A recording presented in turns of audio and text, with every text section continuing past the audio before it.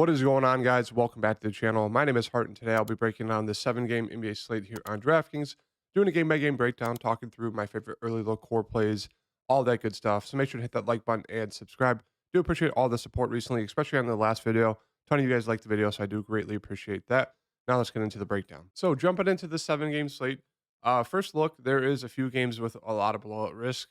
That Spurs-Boston game, the Houston-Cleveland game, and the Washington and Toronto game. So definitely keep that in mind. You can definitely use that to your advantage as well, though, because most people are gonna be like, "Oh, Spurs, Boston." If Tatum does play, they're gonna be like, "Oh, game's in a blowout. I'm gonna avoid that."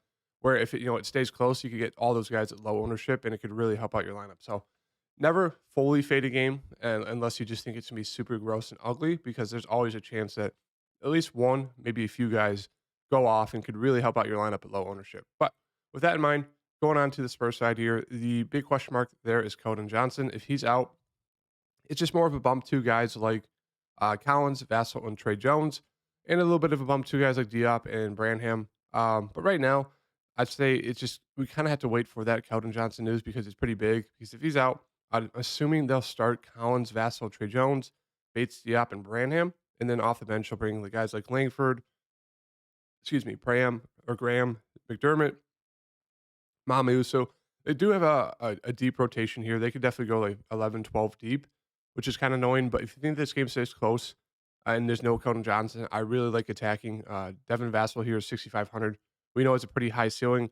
Minutes haven't been great because there's been some blowouts, but I do like him if there is no Keldon Johnson. Now, if Keldon Johnson plays, it's really just to stay away from for me on the Spurs side. But it's kind of one of those things we have to wait for the news. Moving on to the Boston side here. On the Boston side, obviously the big news is Jason Tatum. If he's out, really like Jason or Jalen Brown, it'd be a huge bump to guys like White, Smart, and Brogdon off the bench.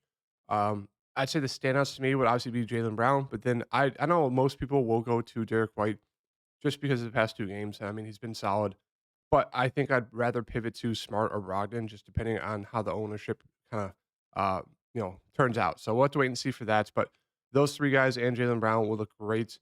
Even Al Horford would look pretty solid, and I don't mind taking a shot on Robert Williams if you think this game stays close. Obviously, a great matchup here.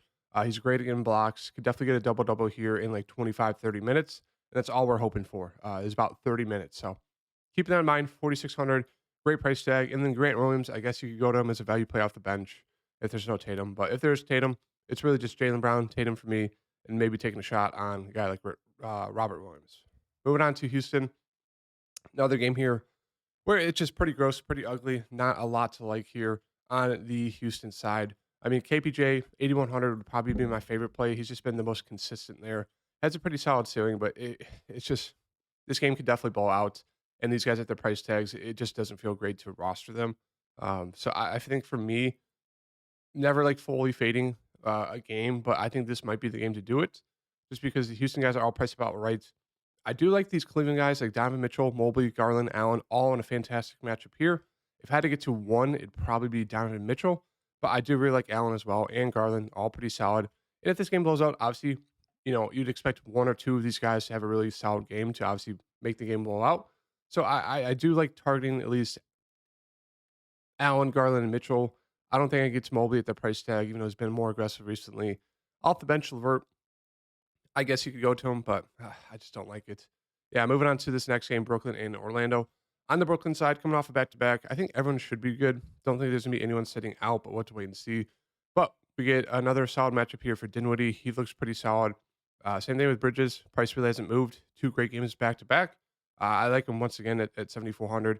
Just hope he gets a little bit more peripheral stats. Kind of been lacking. Last game was fine. Before that, 6 rebounds, only 1 assist. But yeah, I like Mikal Bridges here in this matchup. Clear number one option once again. Gonna ride him until he fails us. Pause. But moving on to Claxton here, 6,800. Another solid play here. Cam Johnson. It's kind of the same thing. Every Brooklyn Nets slate. It's Bridges, Dinwiddie look fantastic. Love them in GPPs. Claxton and Johnson. Really solid. It's just I prefer getting to Claxton. Johnson's just the riskiest of the bunch just because he's pretty score independent. And then off the bench, you could definitely play Royce O'Neal. He's coming off the bench in place of DFS. But yeah, I mean, no real interest in either of those guys. I guess you get to Royce O'Neal, but would just rather get to the other four starters. Moving on to Orlando. On the Orlando side, everyone's kind of priced about right. Big news, obviously, is Franz Wagner. If he's out and Suggs is out, they'll probably obviously start these main three guys, Fultz, Carter, and Bonchero. And then I'd assume they're going to start Gary Harris and probably, I don't know, maybe, maybe they go big with Mo Wagner off the bench. So definitely keep that in mind. We'll have to wait and see. But yeah, that's kind of big news there is the Franz Wagner news because it would be interesting to see who they throw in the starting lineup for him. And then whoever goes in the starting lineup obviously is very viable. Would probably be the best play on the Orlando side. And then whoever is on the bench, directly kind of filling in that backup role would be very solid as well. So that's kind of more just we have to wait and see. But that's interesting news there is the Orlando news with Franz Wagner. Moving on to Washington and Toronto. Washington side, obviously Beal and Denny are going to have to lead the team. Don't love them here at their price tags in this matchup, but if I had to go to one, it'd obviously be Porzingis, and that's about it. You could definitely take a shot. Monte Morris, that's out, so that's big news. Delon Wright will probably start. He looks pretty solid here at 4,800 as a great value play. You just hope this game stays close, and I don't mind taking a shot here on Jordan Goodwin. He played 31 minutes, 35 fantasy points. If this game blows out, he will get that blowout run. So right now, I think I prefer getting to him over Wright, but I think they're both very viable here in this matchup against Toronto. On the Toronto side, obviously a great matchup. Fred and Siakam, it's kind of the same thing. I prefer getting to them if you're going to get to a Toronto guy. They both have the highest upside. Podol, Barnes, OG, all fine. Boucher's been priced up. I don't mind taking a shot here on Gary Trent. If he does play, he's been out the past few games, same thing with Scotty. So Boucher's been getting a bunch of run off the bench. Will Barton's been starting. If he starts again because those guys are out, I think he's a fine value play, 4,200. Not like must play, but he's definitely there as a decent play. And I think my favorite play would be Gary Trent if he does play. So we'll kind of wait and see for that side. Moving on to Memphis and Atlanta. Great spot here for Memphis. It'll be interesting to see if Ja comes off the bench again. Past two games, he's come off the bench, 24 minutes in a close game against Houston. And then they blew him out. He only played 19, but he's been super solid. If he starts, obviously at this price tag, way too cheap here in this matchup. If he comes off the bench, there's not a real need to get to him. And then, if he's still coming off the bench, I just don't think there's a need to really get to anyone on this team. Sure, you can get to some of them. They've been productive, but it's just hard getting to these guys at their price tags with Ja just kind of messing up the whole rotation there and the usage with him coming off the bench. So if he starts, I love Ja. If he doesn't, it's just no one really stands out to me. Moving on to the Atlanta side. On the Atlanta side, Trae Young's been pretty solid until that last game there. Obviously, a blowout. I think he got injured too. So, what to wait and see about that? Or no, he got ejected. Sorry about that. He got ejected. So, yeah, I think he looks solid here at 9,500. Don't mind DeJounte Murray. Obviously, they're both going to be leading this team in terms of usage. They both look solid. The big news is Hunter. If he's out, it's just more. I think they'll probably start Bogdanovich, which they did last game. He's solid, 5,600. I don't mind taking a shot at him. Now, he hasn't had the best, pretty much past few games in terms of him, getting big minutes and playing. But we know he has huge upside, 35, 40 plus if he's really hitting the shot. So I don't mind going to him here at 5,600. I think he'd be a very, very solid GPP play if there's no Hunter. Now, if there's Hunter, really just preferring to the two guards, Murray or Young, and that's really it. But if Hunter's out, love Bogdan. Then we could dip down into these lower end guys like a Griffin, like a Bay. I think they would both be pretty solid there off the bench. Moving on to OKC and Portland. On the OKC side, we have SGA 9,900, Giddy 8,000, Williams 6,600. All three are in play. All three are solid. If I had to get to one, it'd probably be Jalen Williams, even though he struggled the past two games. But yeah, I think he's probably my favorite play. I think all three look great. Giddy obviously has the triple double upside.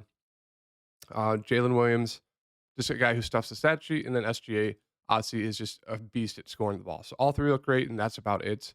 If Poku does play, I don't mind getting to him. It's just depending if there's a minutes limit or not, but otherwise, it's just kind of the main three guys. Moving on to Portland here. On the Portland side, the big news obviously is the whole team's out. Lillard, Grant, Nurkic, Simon. So we'll probably get a starting lineup of Watford, Sharp, Thibault, Eubanks, and then Archie Diacono, which is gross. Of that group, Shaden Sharp obviously looks the best. I don't mind him at this price, 5,900. He shot it 20 times last game. I think it's solid, a decent play here at this price tag. I would like, Reddish, if depending on if he starts or not. If he doesn't start, I don't like him, but if he starts, I do like him. Eubanks is too cheap here. Should play mid-20s minutes. Same thing with Watford. Another guy who's going to go out there, stuff the stat sheet, should be pretty aggressive.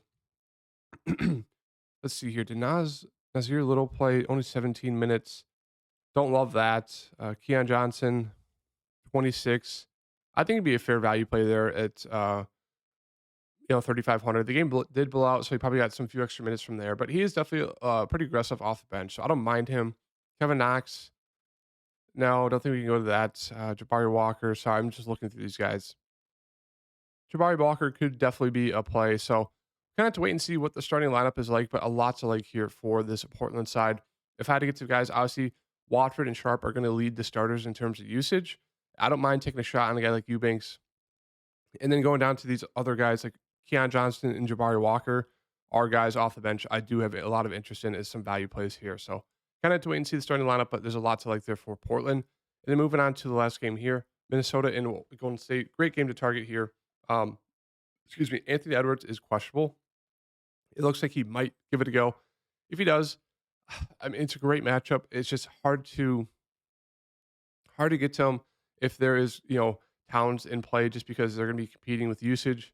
Don't love that. Now, if Towns is out, Anthony Edwards gives it a go. I really like Anthony Edwards. Anderson would look pretty solid here. You could definitely get to McDaniels, Conley, Gobert. They'd all look great. But if there's both of them play, then it's just hard getting to one. Towns is still on a minutes limit. If he's off of it, I love it. But if he's still, be seeing 26 to 30 minutes, can't get to him. So right now, it's just kind of wait and see. Hopefully, we get that news. But that's the big news is Edwards and Towns. On the Golden State side, Steph, I love him at 9,600. Great price tag and a great matchup here. It's hard not to get to Steph. Hasn't flashed like a huge game recently, but we know he has that upside as we saw there, 68.5. So I like targeting Steph here. I'm expecting a huge game pretty soon from him, like 45, 50 plus real life points. So I love Steph here in this matchup. Draymond Green, I think he's a pretty solid play. We know he's decent upside. Same thing with Klay Thompson. I like all three of them. If I had to get to two, it'd probably be Steph and Draymond Green. But, Klay is there. Poole coming off a huge game. Don't want to chase that. He's pretty limited in terms of his upside. Kevon Looney, if, Towns does play, you could definitely see him getting close to 30 minutes. He'd be a very solid play there at 5,300. And then you can always take a shot at coming off the bench. But right now, really just going to stick to Steph, maybe Draymond, and then Klay, and then Kuminga. Kevon Looney is a pretty solid value play. So that's going to do it today for the slate breakdown. I know it's a little helter-skelter, jerky, but yeah, it was a long day yesterday. These are the plays I like so far. Goodwin, Steph, Bridges. Obviously, there's a lot of news we have to wait for in terms of the Jason Tatum news. We have to wait for the Franz Wagner news. We have to wait for the John Morant news. We have to wait for the starting lineup news for Portland and the news for Anthony Edwards. So a lot of news, a lot of craziness. This slate could be chaos. So I wouldn't mind, taking it off and just enjoying your guys' Sunday, watching the NCAA games. But yeah, that's the breakdown. We'll have a better one tomorrow. I might have a price fix video out later today. We'll wait and see. Not loving the board the past 2 days, so I don't think there's a need to force those videos. But yeah, that's the core so far is going to be Goodwin, Steph, and Bridges, and we'll have to wait and see what the updates are like on Twitter. Make sure to follow me there, and I'll give you guys an update. So yeah, hit the like button. I'll see you guys in the next video. Peace.